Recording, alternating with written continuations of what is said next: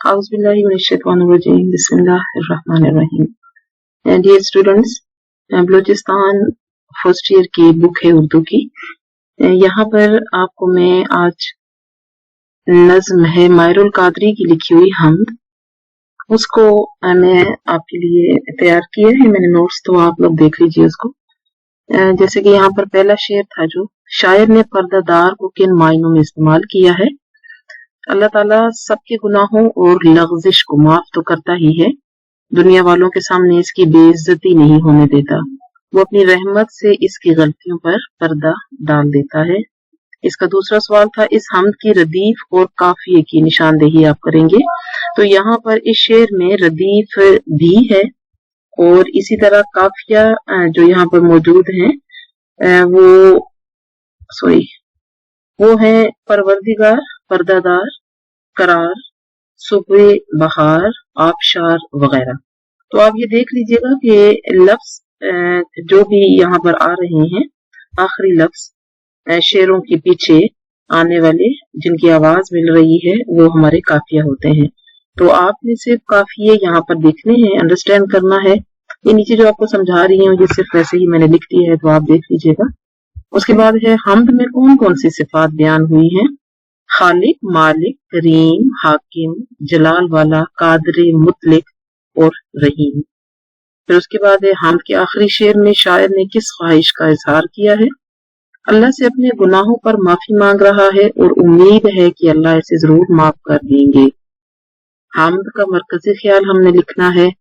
इस सिलसिले में बच्चों मैं आपको बता दूं कि स्टूडेंट्स लिखते हैं कि इस नज्म का मरकजी ख्याल ये है, तो इस तरीके से लिख कर वो अब इब्तिदा करते हैं इस सवाल के जवाब की, तो इसकी जरूरत नहीं होती।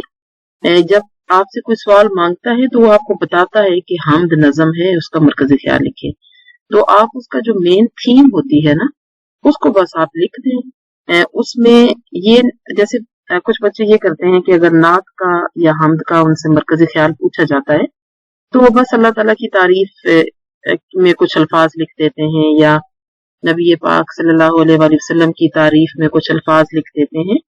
तो ये ऐसे नहीं होता है। जो हमद लिखी गई है उसके शेरों में जो बातें लिखी हुई हैं उनका आपने मुख्तसरन जिक्र करना है, जैसे हम अक्सर तलखीस कर रहे होते हैं। इसी तरीके से जब नात का पूछा जाए तो आपने नात के शेरों की जो मेन पॉइंट्स हैं हर शेर के अंदर, या कभी कभी ये होता है कि अगर 7 शेर है, 5 शेर हैं, उसमें 2 शेरों में या 3 शेरों में कोई चीज रिपीट हो रही होती है, तो उसको बस वो वन टाइम उसको वन लाइन में आपने उठा लेना होता है और लिख देना होता है। तो यहाँ भी इसी तरीके से मैंने इस नज्म के अंदर ही से जो मायनी हमें मिलते हैं उनको मैंने उनका थीम लिख दी है, मरकजी ख्याल लिख दिया है। जैसे कि अल्लाह खालिक, मालिक, रहीम, करीम और कादर मुतलिक है। दिल उसके जिक्र से राहत पाते और निजाम कायनात और हयात इसी के हुक्म से चलते हैं।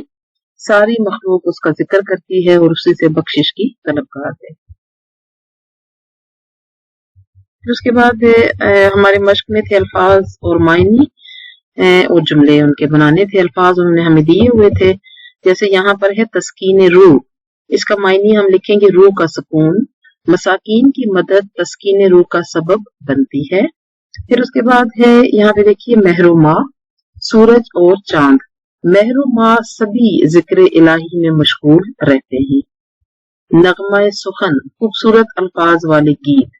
मेरे नगमा सुखन भी इसी रब्बे करीम के दिए गए इल्म के मोहताज हैं। कारसाज, काम संवारने वाला। अल्लाह कारसाज हाजत रवा और मददगार है। रवा आबशार, बहता झरना, कुदरती बुलंदी से बहता हुआ जारी पानी। वीरान पहाड़ों पर रवा आबशार अल्लाह की कुदरत के निशान हैं। उसके बाद है कज़ा व कदर, इसका मतलब देख लीजिए, अल्लाह की बनाई हुई तकदीर और उसके हुक्म। इसका मतलब होता है इंसान अल्लाह के फैसलों और कज़ा व कदर के हाथों बेबस है। फिर है लैलो निहार, रात और दिन। शजरो जबल और लैलो नहार अल्लाह के हुक्म के ताबे हैं। शजरो जबल का मतलब है दरख्त और पहाड़। تو بچوں یہ آپ کی نظم مکمل ہو گئی ہے اس مشق کے اندر. یہ سوالات ہیں. اگر آپ کو معروضی سوالات چاہیے اور آپ کو ان کی سمجھ نہیں آتی ہے تو وہ بھی آپ پوچھ سکتے ہیں. اس کو بھی میں آپ کو بتا دوں گی. آج انشاءاللہ میں آپ کے لیے حمد، نعت اور انجام جو نظم ہے اس کے مشقی سوالات الگ الگ ویڈیوز کے اندر اپلوڈ کر دوں گی انشاءاللہ.